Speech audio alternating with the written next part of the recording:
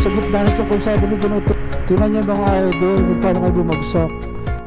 Pauwi na kami, pauwi na kami, pauwi na kami, pauwi na kami. Natapos na ang Luzon Loop. Chill na tayo. Alright mga idol, natapos namin ang Luzon Loop in 4 days.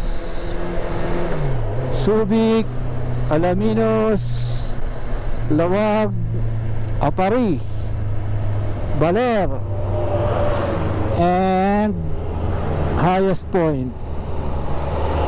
Siyempre pinakahuli yung home base. 0 kilometer namin ay home base. So siguro dito na rin matatapos yung ano ko, yung aking tawag dyan, USB, ay yung ano, yung memory. Ubus na ang memory ko eh. O yan, keep right, ito yun. Ito yung na bumagsak kami kanina. Tingnan niyo mga idol kung paano kayo bumagsak. Nalito kasi ako dito. Keep right pala, pambihira. Dito sa kabila walang signage.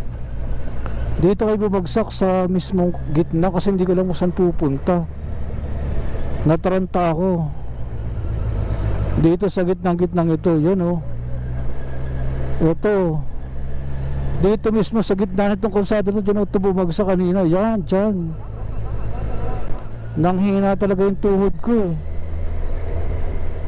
Grabe yun kasi wala mo nakalagay.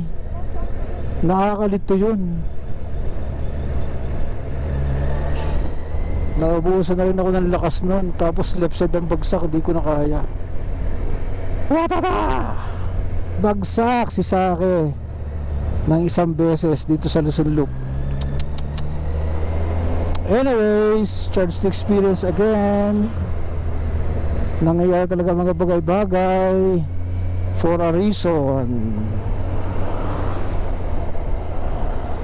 Hindi! Bagal ko. Nag-relax nga lang ako. At saka nakatigil na tayo na. Tapos hindi ko agad na hindi ko na ma-idea ba't ano nangyari. Basta bumagsak na siya. Tumigil nga ako kasi nag-iisip ako.